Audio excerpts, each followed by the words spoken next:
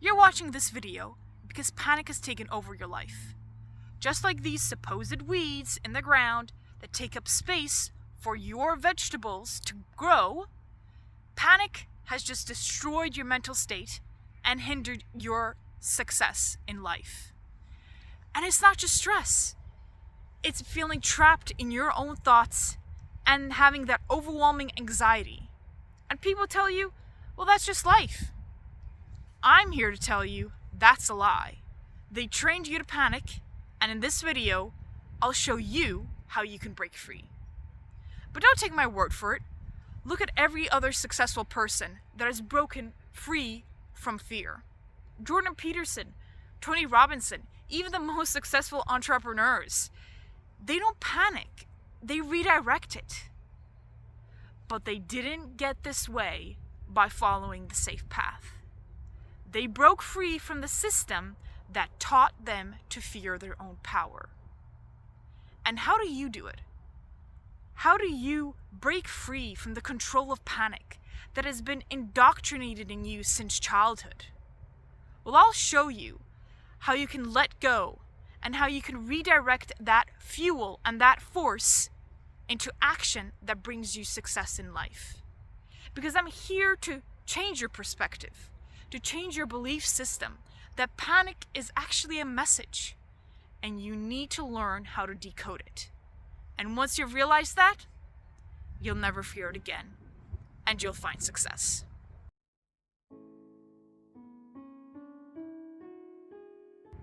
Panic is just a symptom.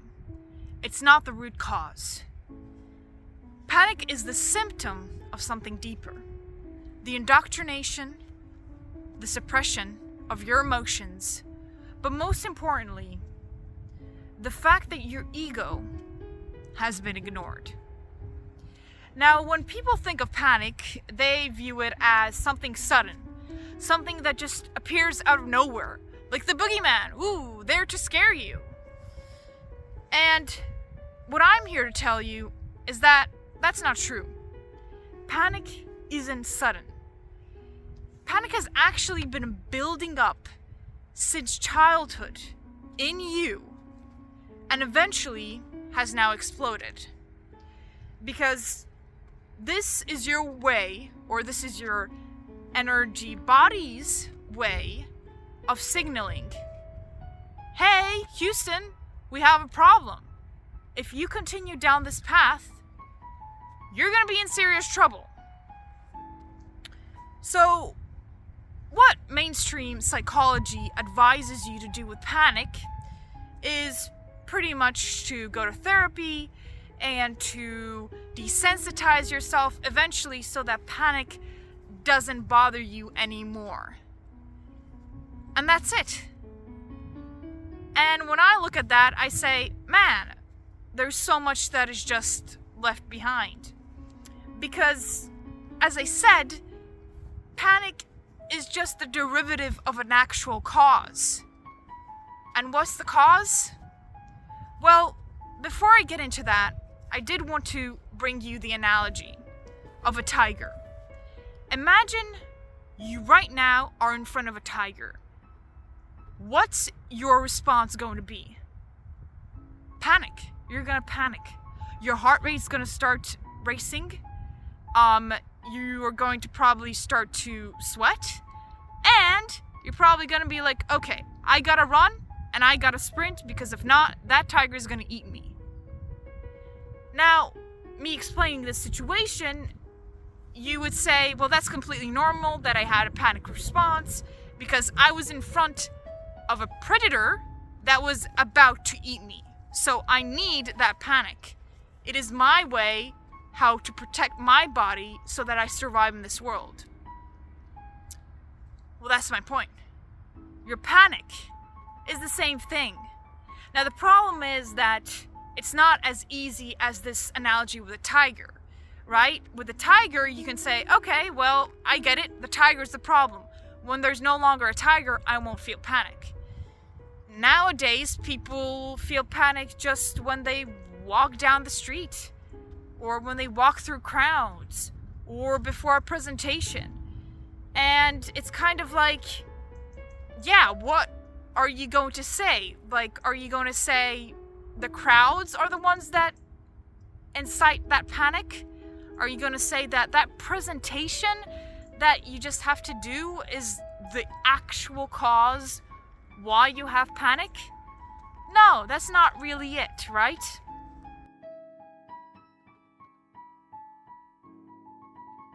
From an early age, school teaches us that there are only certain careers that are safe and respectable. So if you show interest in other careers that are out of the box, for example, I don't know, becoming an astronaut, doing spiritual readings, selling businesses, or helping others anonymize their internet presence, school deems those too risky. Essentially, what teachers teach us is that freelancing is a dangerous, unstable life path for financial success. And what they kind of push us towards is following the traditional, secure and safe paths of corporate jobs. And that finds us in the self-doom loop of life, which is where you study, you obey authority, you get a job, you pay your bills, you save for your retirement, and then you are in a coffin. And that's it. And I personally disagree with that. But the bigger point here is that what these teachers don't realize, maybe, is that your self-expression is completely crushed. Take for example writing essays. Have you ever actually been able to write only what you thought? In a constructive manner, but only what you thought? Without any kind of actual expectation or guideline that you had to follow? No. There was always a guideline. There were always, information that you had to use, because if not, you wouldn't get a grade. And that's what I'm trying to say, is that self-expression, that's kind of what comes intuitively, without any guidelines. It's your specific way how your ego actually fuels your actions here on Earth. And that's why it's so important. And unfortunately, school crushes that. For example, if I would also be talking to my teachers about my ideas on energies and on the spiritual aspects of life, I would get dismissed. Why? Because it's not approved by the school system. That's not one of the guidelines, it's not scientifically based. And so my self-expression was crushed. And most probably yours was as well. We're often told that your ego is the enemy, that we must dissolve it, transcend it, and break free from our materialistic goals. Well, I'm here to tell you, that's not true either. Your ego is actually the force that fuels your action on Earth. Take every successful person. Like I mentioned, Tony Robinson or Jordan Peterson. They have strong egos. Their egos make them believe that they deserve success. And because they believe that, because they have this drive, that's what fuels them to manifest their empires, their companies, their success. And so when many spiritual teachers tell you to let go of all of your desires, they forget one thing. Without your ego, you lose the will to live. And when your ego is completely forgotten, that's where your suicidal thoughts creep in. So you need a purpose. You need a reason to get out of bed. And it's from your desire of wanting something, whether it's wealth, recognition, impact, significance, whatever it is. But there's always a purpose. And so I believe that the key here is not to kill your ego. It is to find a balance. Find a way and learn how to use the fuel from your ego into action.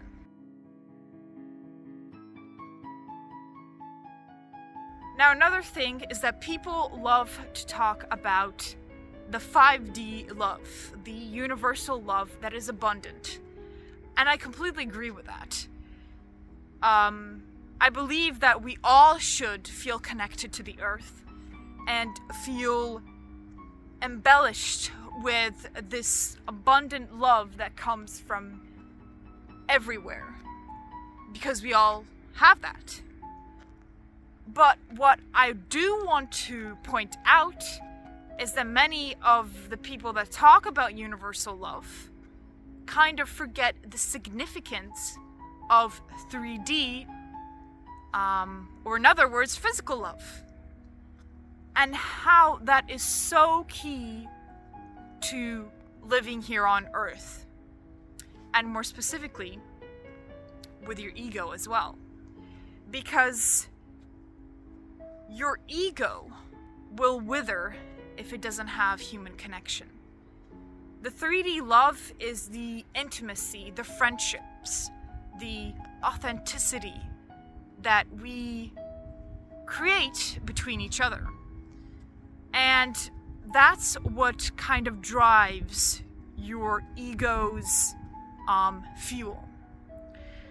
And what many of us at school have been taught is to actually view success as being a solo journey. That it's more competition, not connection. And the problem is that many business people who share their journey with becoming, successful say exactly the opposite. That actually relationships, partnerships, help them climb that ladder and gain that success.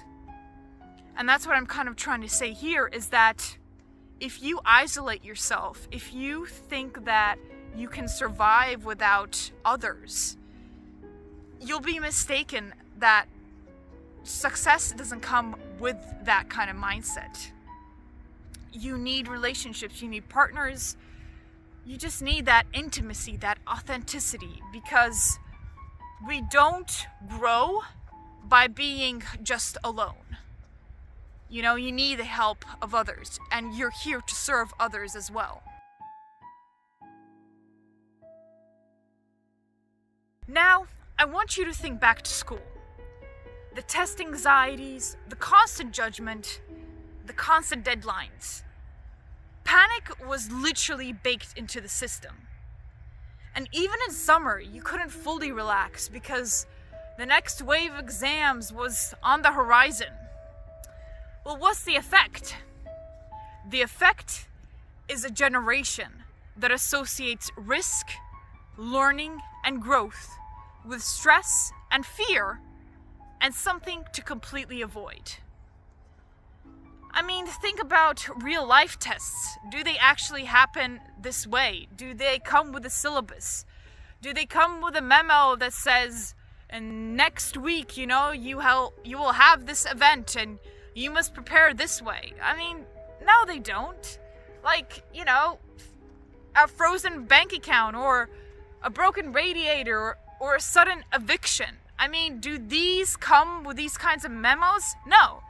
They just happen unexpectedly. And you're just going to have to deal with it in the moment without any kind of specific preparation. Well, the problem is that school teaches you to fear that kind of uncertainty.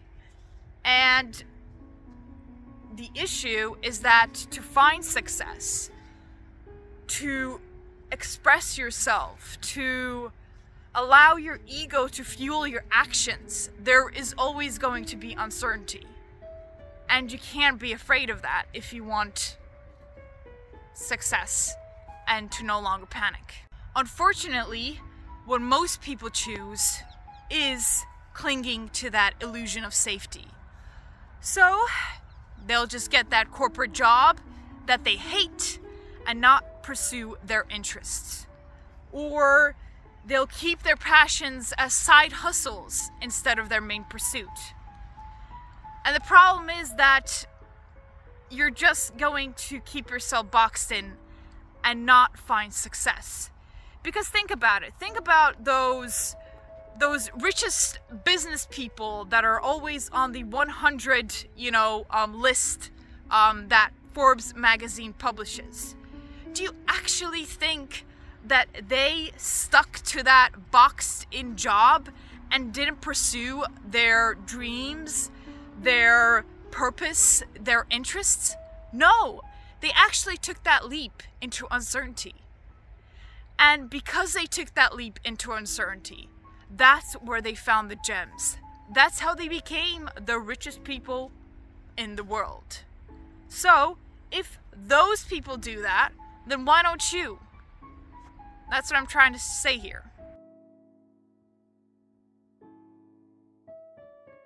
So, how do you turn your panic into something usable?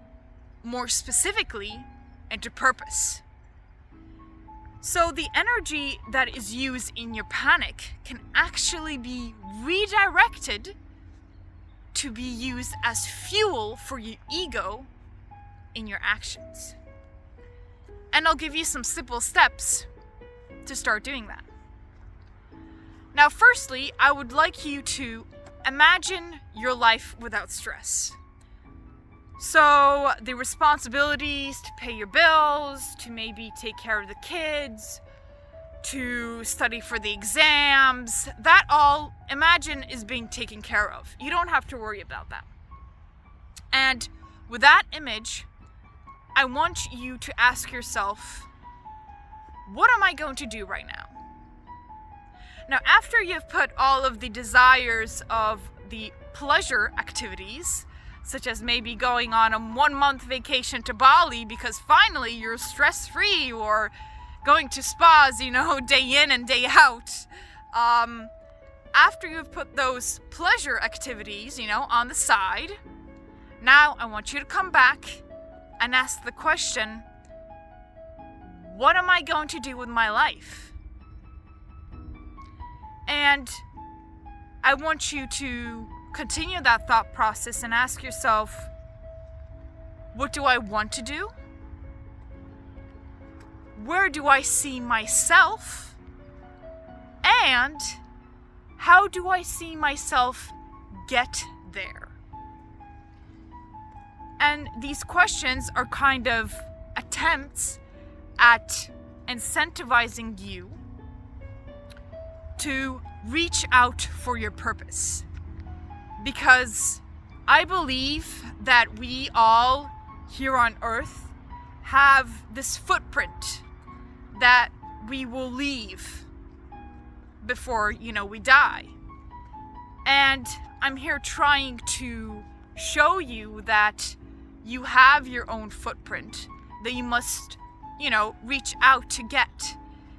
Because that footprint is pretty much your guide to success.